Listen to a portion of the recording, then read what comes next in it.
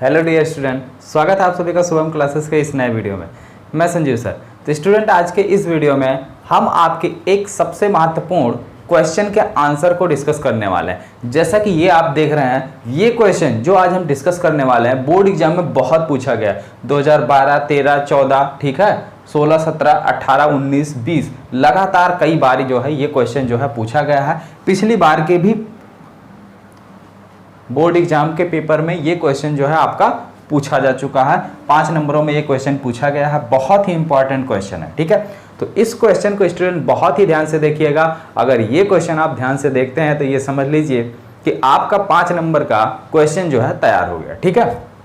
तो चलिए वीडियो को स्टार्ट करते हैं।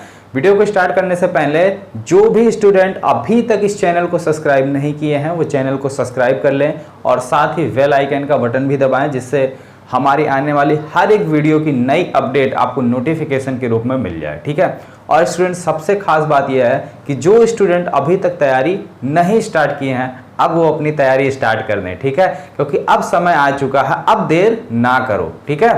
हाँ, और कल के वीडियो में कुछ बच्चों ने कमेंट्स किया था कि सर चैप्टर नंबर 1 से लेकर चैप्टर नंबर 3 तक, यानी चैप्टर 1, 2, 3 के जो इंपॉर्टेंट क्वेश्चन की हमने आपको करवाया था वो प्लेलिस्ट में ढूंढ नहीं पा रहे हैं। तो आज की इस वीडियो के लास्ट में जो है नीचे डिस्क्रिप्शन बॉक्स में हम लिंक दे देंगे, ठीक है। तो आप लोग वहां से देख सकते हैं। ओके स्टूडेंट, तो इसी तरीके से जो भी आपके डाउट रहे आप कमेंट बॉक्स में कमेंट कर दिया करिए, हम जो है नेक्स्ट वीडियो में उसको देख लिया करेंगे। ओके, चलिए स्टूडेंट, आइए वीडियो को स्टार्ट किया जाए। देखिए क्वेश्चन हमारा क्या है। क्वेश्चन है कि दीप्त अथवा अदीप्त फ्रिंजों की चौड़ाई ज्ञात करना, ठीक है। तो जो एंग का प्रयोग हमने समझाया था आप लोगों को उसी क्वेश्चन का है। उसमें दीप्त और अदीप्त फ्रिंजें एकांतर क्रम में, यानी पहले मान लो अगर हमारी ब्राइट फ्रिंज मिल रही है, फ्रिंज का मतलब होता है पट्टी, ठीक है, ब्राइट पट्टी फिर डार्क पट्टी फिर ब्राइट पट्टी, इस तरीके से। तो वो पट्टी कितनी चौड़ी होगी या उस पट्टी की चौड़ाई क्या होगी, यही जो है निकालना है, ठीक है, ज्ञात करना है कि फ्रिंज की चौड़ाई कितनी होगी।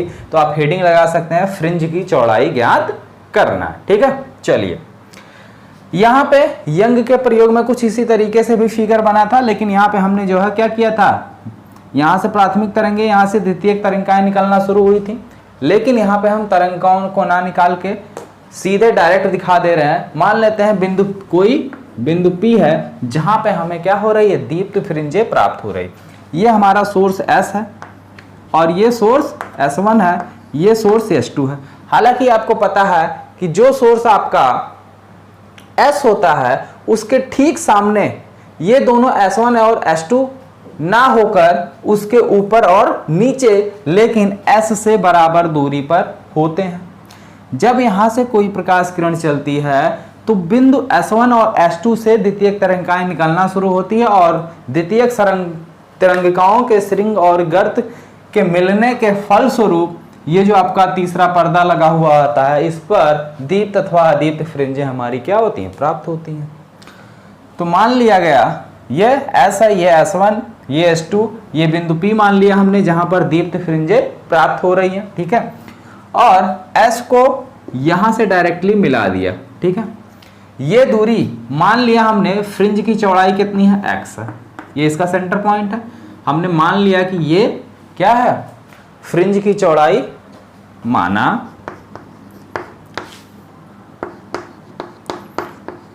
फ्रिंज की चौड़ाई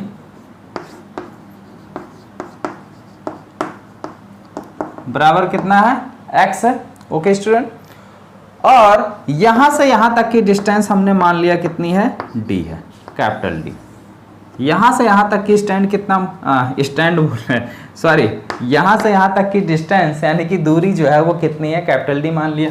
और जो आपका S1 और S2 है इसके बीच की दूरी हम मान लेते हैं स्मॉल d है। कितनी है, स्मॉल d। ओके, ये आपकी S1 से S2 के बीच की दूरी है। तो ये सारी डिस्टेंस जो है हो गई। अब देखिए बिंदु S1 से P तक की दूरी कितनी हो जाएगी, बिंदु S1 से P तक की दूरी या दीप्त फ्रिंज तक की दूरी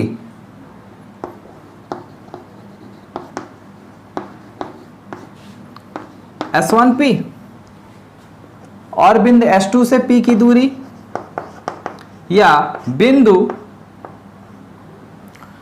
S2 से दीप्त फ्रिंज की दूरी कितनी है, S2P, S2P। ठीक है, अब यहां पे हम देख रहे हैं कि जो तरंग S1 से चल रही है बिंदु P तक पहुंचने में, ठीक है, या S1 से P की दूरी S2 से P की दूरी की अपेक्षा कम है। ठीक है, अब ये क्या है, पथ, एक तरीके से पथ ही तो है, रास्ता ही तो है, तो दोनों में पथांतर, ठीक है, पथांतर हमारा कितना हो जाएगा, पथांतर बराबर कितना हो जाएगा, ज्यादा कौन है, S2P ज्यादा है, इसमें से S1P घटा देते हैं, S1P हमने क्या किया, माइनस कर दिया, ये हमारा क्या निकल के आ गया, पथांतर। इसको बना लो आप समीकरण नंबर 1। ठीक है, इसको बना लो आप समीकरण नंबर 1। और एक खास बात, S1 से S2P पर एक लंब डाल दो, S1 से S2P पर एक लंब खींचा, ठीक है, और ये लंब जो है कुछ इस तरीके से कोई अलग कलर ले लें, ठीक है, यहां पर इस पे ऐसे लंब खींच दो। ओके स्टूडेंट, ये लंब खींच दिया और इसको नाम दे देते हैं ए, कितना, कैपिटल ए। लंब पर एक, अरे भाई एक लंब है, ठीक है, खींचा नहीं, लंब कौन सा लंब हो जाएगा, S1A खींचा। ठीक है, अब देखो, जब ये लंब हमने खींच लिया तो ये दूरी, ये कोण हमारा बनेगा थीटा, तो ये कोण भी क्या होगा, थीटा। ठीक है, और दूसरी जो सबसे खास बात है, सबसे खास बात यह है कि जो S1 से P तक की दूरी होगी वही दूरी आपकी क्या हो जाएगी, S2 से A की। तो फिर पथांतर आपका कितना निकल के आ गया, तो पथांतर आपका बचेगा, यानी दूरियों में फर्क कितना आ रहा है, कितनी दूरी एक्स्ट्रा चलनी पड़ रही है, S2A दूरी क्या हो रही है, अधिक चलनी पड़ रही है, तो पथांतर आपका कितना हो गया, S2A इक्वल टू क्या आ गया, S2P माइनस S1P।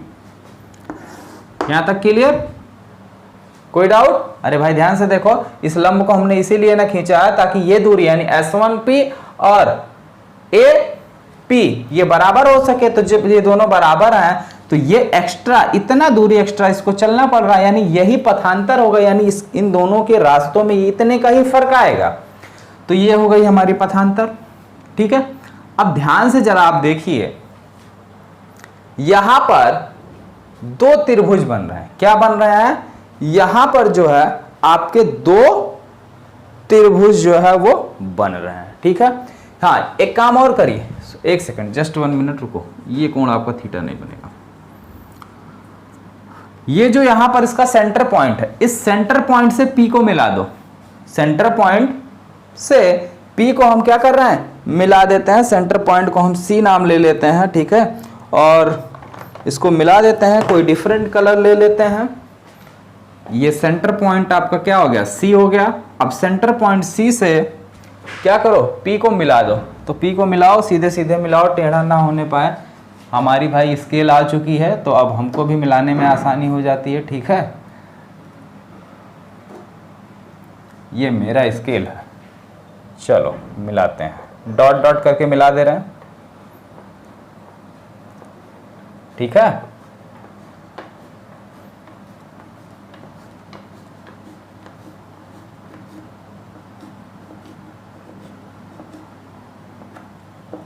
चलो मिला दिया गया। क्लियर? नहीं, थोड़ा सा फिगर वगैरह सीधा बनता ना तो थोड़ा सा अच्छा लगता और मजा आता पढ़ाने में, इसलिए हम क्या जुगाड़ कर लेते हैं हम भी। ये कोण आपका थीटा है, ये कोण भी आपका कितना बनेगा, थीटा। अब ध्यान से आप देखिए, दो त्रिभुज बन रहे हैं। एक त्रिभुज आपका बन रहा है S1A S2, ठीक है, त्रिभुज S1A S2 और त्रिभुज CPO में, CPO में, ठीक है। ये कोण आपका 90 अंश है, कोण O बराबर ये कोण आपका 90 अंश है, कोण A बराबर कितना 90 अंश। क्यों 90 अंश है? क्योंकि इसको तो हमने लंब ही खींचा, लंब डाला। और ध्यान से देखो, कोण S1 यानी S1 पे जो कोण बन रहा है ये कोण S2S1A, S2S1A बराबर कोण होगा आपका PCO, PCO, ठीक है। अरे फोन वाला PCO नहीं, PCO ये त्रिभुज का नाम है, ठीक है। PCO मत समझ लेना, चलो हम OCP कर दे रहे हैं, ठीक है।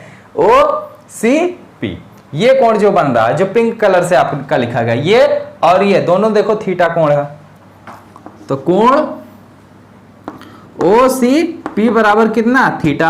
अब किसी भी त्रिभुज में अगर दो कोण बराबर हो गए तो तीसरा तो अपने आप बराबर हो गया, ठीक है। अतः ये दोनों त्रिभुज क्या हो गए? समरूप हो गए। अतः त्रिभुज S1A S2 और त्रिभुज CPO समरूप हैं। कैसे हैं? समरूप, यानी दिखने में एक ही जैसे हैं, ठीक है। दोनों क्या है? समरूप है, दिखने में एक ही जैसे। जब समरूप त्रिभुज होते हैं तो उनकी संगत भुजाएं समान अनुपात में होती हैं। जैसे मान लो ये दो त्रिभुज हैं, दिखने में एक जैसे दिख रहे हैं लेकिन थोड़े से छोटे बड़े हैं। ये हो गया हमारा ABC, ये हो गया DEF, ठीक है। तो संगत भुजाएं का मतलब हो गया, अगर ये भुजा हम ले रहे हैं DE तो इसके संगत कौन सी है? AB बराबर अगर ये भुजा ले रहे हैं EF, ठीक है भाई। संगत भुजाएं का मतलब जिसके सामने ये कोण अगर इस कोण के बराबर है तो इस कोण के सामने कौन सी भुजा है? EF और इस कोण के सामने कौन सी भुजा है? CB, ठीक है। और दूसरी बात, अगर ये दोनों कोण आपस में बराबर है तो इस कोण के सामने कौन सी भुजा? DE, इसके सामने AB। तो अगर समरूप हैं तो उनके जो कोण आपस में बराबर होते हैं उनके सामने की भुजाओं का जो अनुपात होता है वो हमेशा क्या होता है? बराबर आता है। इसीलिए कहा जाता है कि संगत भुजाएं समान अनुपात में होती हैं, ठीक है। यहां तक क्लियर हो गया। अब हम थोड़ा सा मिटा रहे हैं, इधर मिटा देते हैं।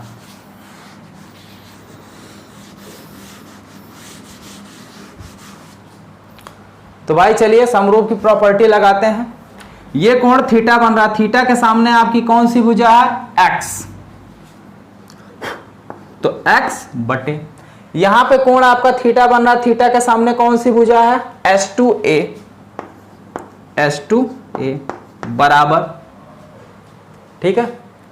ये कर्ण वाली भुजा यानी कि सबसे लंबी भुजा 90 अंश के सामने, ठीक है। जो भुजा है उसको हम बोलते हैं कर्ण।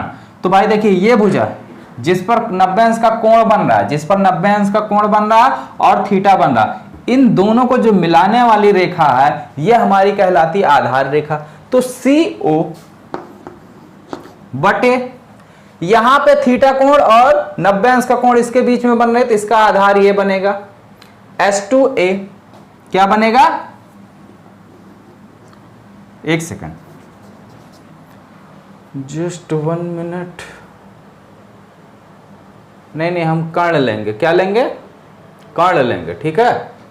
तो 90 अंश के सामने की कौन सी भुजा है? CP है। कौन है?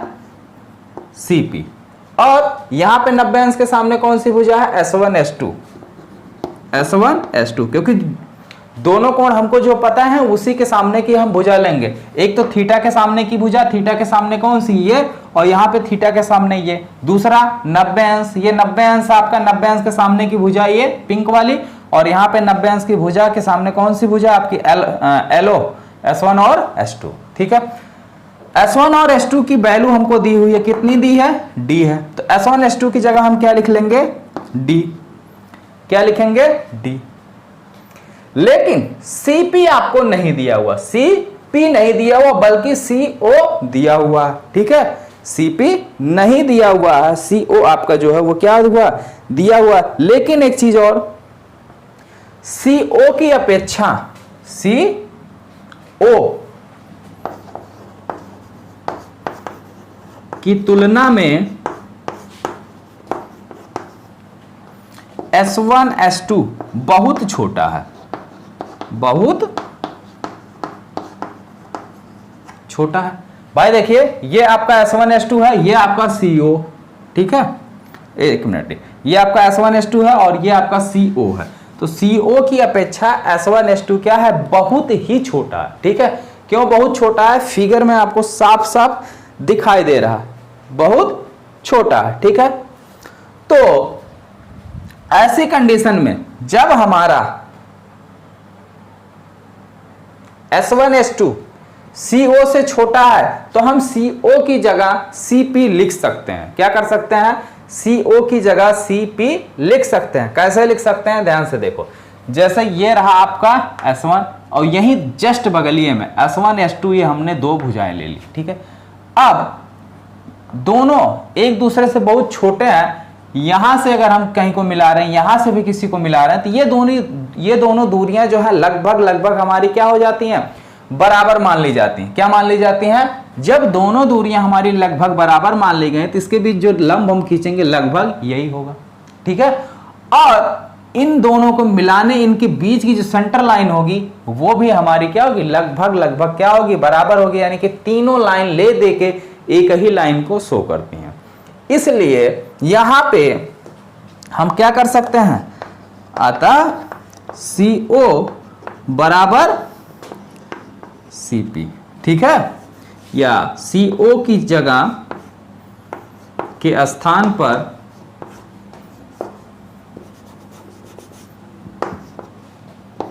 Cp लिख सकते हैं। क्या कर सकते हैं, Cp लिख सकते हैं। तो चलिए उसके स्थान पे हम Cp लिखते हैं, देखते हैं क्या आएगा।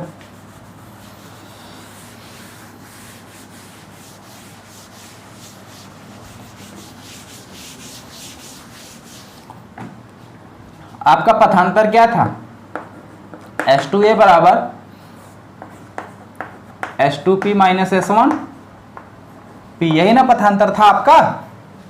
ठीक है, अब देखो, तो जब हम Cp की जगह CO लिख सकते हैं या CO के स्थान पर Cp लिख सकते हैं, तो क्या हो जाएगा हमारा, x बटे H2A बराबर Cp की जगह कितना, कैपिटल D।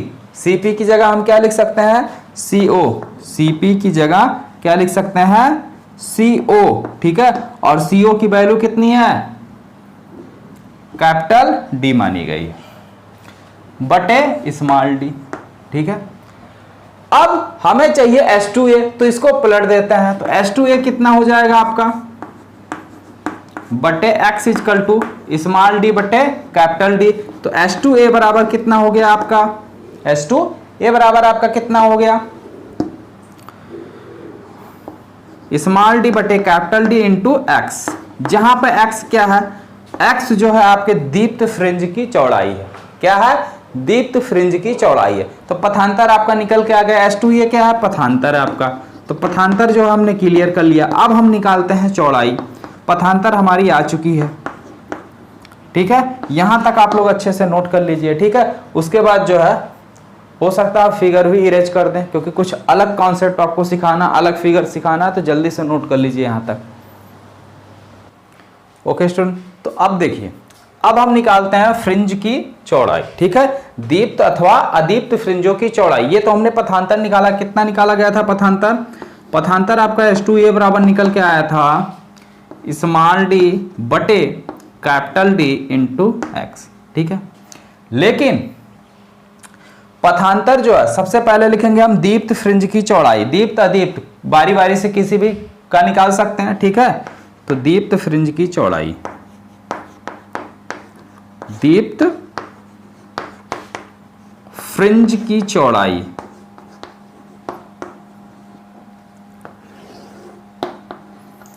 और पथांतर को हम लोग लेमडा से डिनोट करते हैं। किससे डिनोट करते हैं, लेमडा। पथांतर से को लेमडा से क्यों करते हैं? क्योंकि लेमडा हमारी क्या है? वेव लेंथ है, यानी तरंग लेंथ है।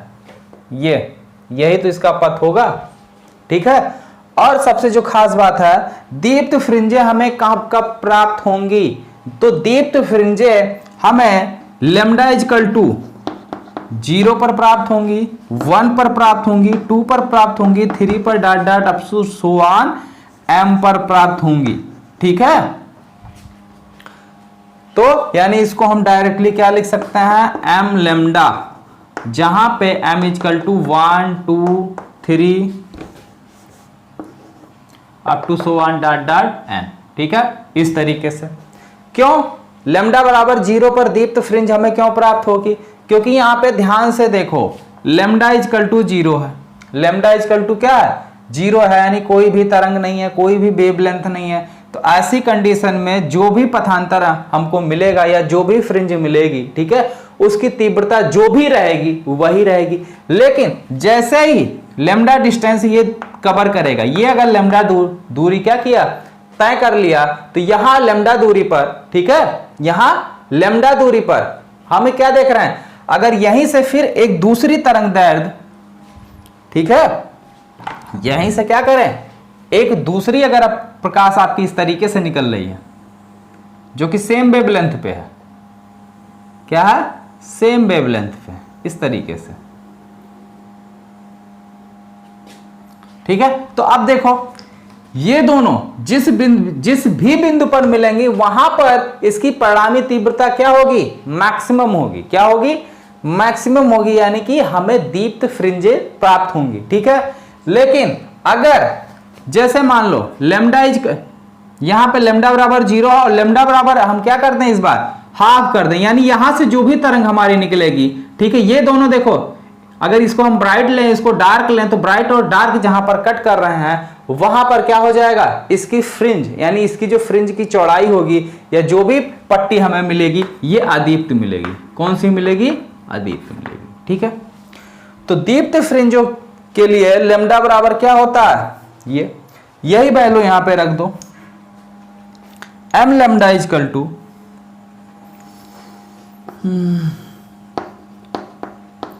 d upon capital D into x, D upon capital D into x. ये हमारी क्या हो गई? ये अब x क्या है? फ्रिंज की चौड़ाई लिए थे, याद करो फिगर में। तो फ्रिंज की चौड़ाई यानी xm,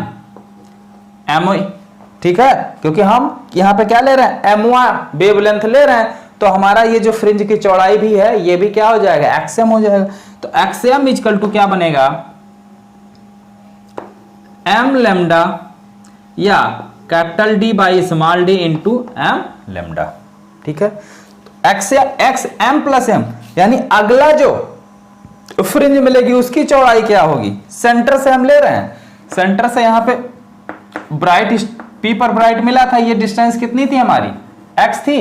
अब अगर अगला ले लें, अगला ब्राइट मान लेते हैं यहां मिल रहा, तो इसकी डिस्टेंस कितनी हो जाएगी? ये हमारा मान लो xm है, तो अगला वाला लेंगे तो कितना हो जाएगा? xm प्लस 1 हो जाएगा। तो इसी तरीके से नेक्स्ट, ठीक है, अगली दीप्त फ्रिंज की चौड़ाई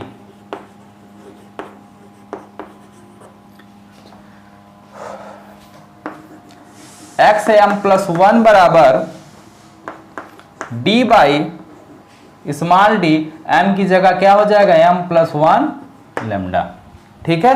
अब फ्रिंजों के बीच की चौड़ाई, ये तो हमारा सेंटर पॉइंट O से है, लेकिन अगर वास्तविक रूप से देखा जाए तो जो ये ब्राइट फ्रिंज P1 और P2 हैं, इनके बीच की कितनी दूरी होगी? तो ज्यादा वाले में से कम वाले को घटा दें तो ये दूरी हमको मिल जाएगी, यानी कि xm प्लस 1 में से xm घटा दें, ठीक है। तो फ्रिंज की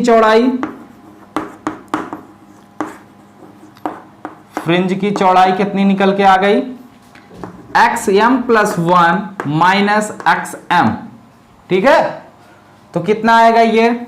xm प्लस 1 की वैल्यू रखो, d by small d, m plus 1 lambda minus d by small d, m lambda. इसमें कुछ चीजें कॉमन है। क्या कॉमन है? कॉमन ले लो, d by capital D by small d और लेमडा कॉमन है। तो हम capital D by small D और लेमडा कॉमन ले लेते हैं। यहाँ बच रहा आपका m+1, यहाँ पे सब कुछ कॉमन हो गया, कितना बचा -1, तो इससे ये कैंसिल हो गया, ठीक है। सॉरी यहाँ पे m बच रहा, m आपका बच रहा, तो m से m आपका कैंसिल हो गया, बचा कितना 1, तो कितना आ गया capital D by small D into lambda. ये आपकी क्या आ गई दीप्त फ्रिंज की चौड़ाई, ठीक है, यानी कि xm+1 माइनस xm, ये आपकी दीप्त फ्रिंज की चौड़ाई आ गई जो कि हमें निकालनी थी, ठीक है। तो दीप्त फ्रिंज की चौड़ाई आ गई निकल के।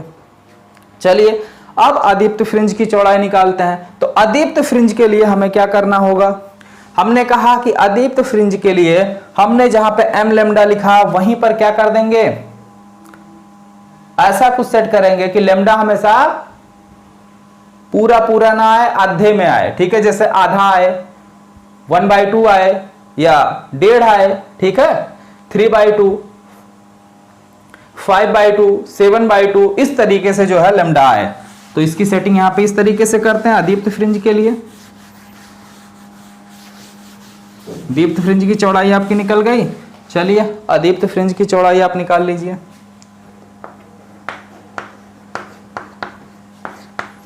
अदीप्त फ्रिंज की चौड़ाई, अदीप्त फ्रिंज के लिए क्या हो जाएगा, क्या लिखे थे हम, small D by capital D into x, ये पथांतर था ना मेरा, पथांतर, ठीक है, यही पथांतर था कि कुछ और था, शायद यही लिखा गया था ना, सही है, यही लिखा गया था। अदीप्त फ्रिंज के लिए कहां कहां हमें अदीप्त फ्रिंजें प्राप्त होंगी उसको लिखो। अदीप्त फ्रिंजें λ/2, 3 λ/2 up to so on n+1/2 λ, n+1/2 λ पर प्राप्त होंगी, पर क्या होंगी, प्राप्त होंगी। तो जब इस पर जो हमारी अदीप्त फ्रिंजें प्राप्त होंगी तो इसको शॉर्ट फॉर्म में लिखने के लिए हम क्या लिख सकते हैं, m+1/2 लेमडा, जहां पे m बराबर 1 2 3 अप टू सो ऑन कहां तक, n तक, ठीक है। तो चलिए भाई लिख लेते हैं। अदीप्त फ्रिंजें भी हमको मिल गई।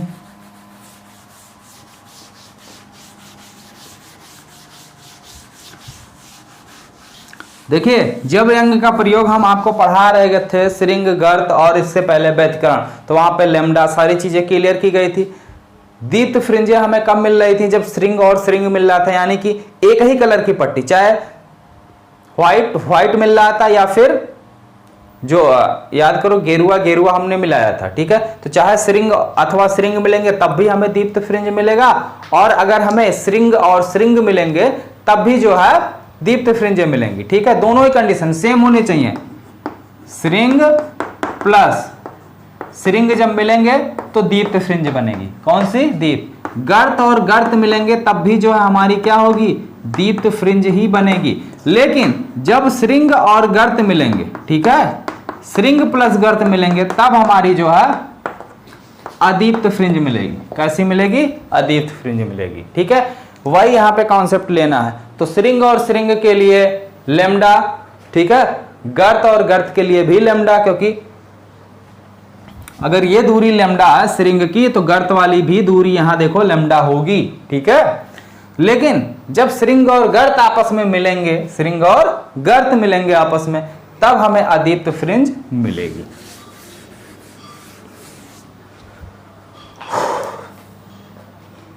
तो पथांतर कितना निकल के आया, m+1/2 lambda is equal to d by capital D. तो हमारी फ्रिंज कौन सी हो जाएगी, ये मान लेते हैं xm वाली फ्रिंज जो है, फ्रिंज की चौड़ाई xm है। तो xm इजकल टू क्या हो गया हमारा, यहां पे ये अदीप्त है, इसको ध्यान रखना। तो ये m+1/2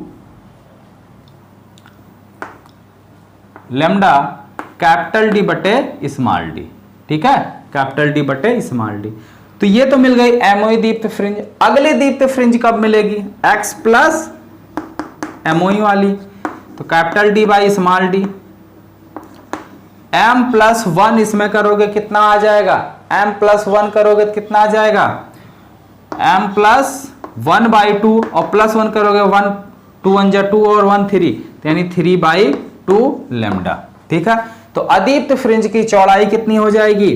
तो ज्यादा वाले में से कम घटा दो, माइनस XM कर दो, घटा के देखो।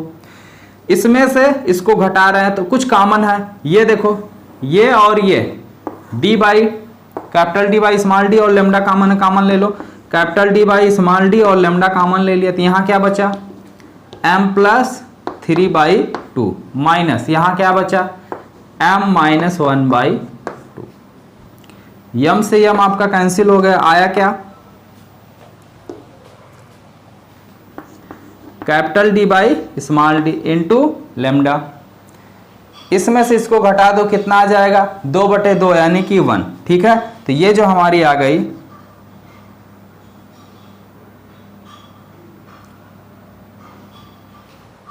ध्यान से देखो, बहुत ही थोड़ा सा कॉन्सेप्ट है। ठीक है, तो ये जो हमारी अदीप्त फ्रिंज की चौड़ाई आ रही, ये भी हमारी क्या हो गई? यही इतनी आई।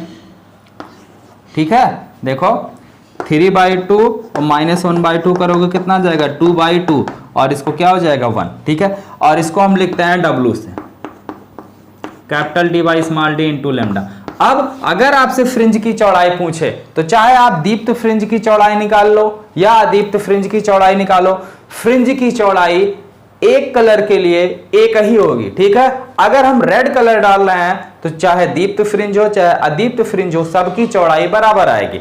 लेकिन अगर कलर आपके डिफरेंट हैं, अलग अलग कलर हैं, तो अलग अलग कलर की जो फ्रिंज की चौड़ाई होगी वो अलग अलग आएगी। ओके, चलिए और एक चीज, दीप्त फ्रिंजें मिली कहां पे थी? दीप्त फ्रिंजें हमको जो मिली थी वो किस पर मिली थी? हमने जो है वहां पे अंडरलाइन करवाया था। तो जो दीप्त फ्रिंज की चौड़ाई x इक्वल टू मिली थी वो कितनी मिली थी? Capital D by small D into lambda m। ठीक है, ये मिला था, क्या हुआ था? दीप्त फ्रिंज इंटू यहाँ m कर सकते हैं। और अदीप्त फ्रिंज के लिए x की जो वैल्यू आई थी वो क्या आई थी? अदीप्त फ्रिंज के लिए यम प्लस 1 बाई 2 कर लो या माइनस 1 बाई 2 कर लो, वो फर्क नहीं पड़ता। ठीक है, कहाँ मिल रही है ये चीज मैटर करता है। ये आपकी दीप्त फ्रिंज की थी, ये आपकी अदीप्त फ्रिंज की थी, और ये फ्रिंजों की चौड़ाई हमने निकाल के दिखा दिया। अगर दो क्रमागत दीप्त फ्रिंज ले रहे हैं उसकी चौड़ाई और दो क्रमागत अदीप्त फ्रिंजों की चौड़ाई हमेशा क्या हो रही है? बराबर आ रही। अब कोणीय फ्रिंज की चौड़ाई निकाल लेते हैं, थीटा। जो यहाँ पे थीटा बना था, ठीक है, फिगर तो मिटा दिया गया है, याद करो जो थीटा हमने लिया था उसकी चौड़ाई क्या आएगी। ठीक है, तो हेडिंग लगाओ कोणीय फ्रिंज की चौड़ाई।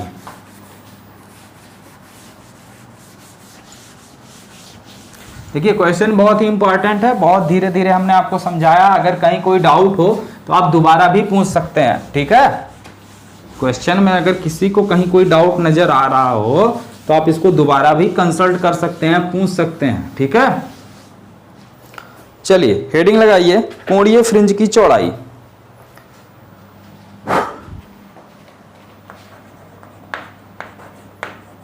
कोणीय फ्रिंज की चौड़ाई।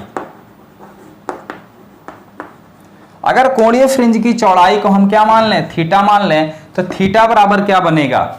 याद करो इस तरीके से बना था, यहां पे थीटा लिखा हुआ था, ये एक्स लिखा हुआ था, ये कैपिटल डी लिखा हुआ था।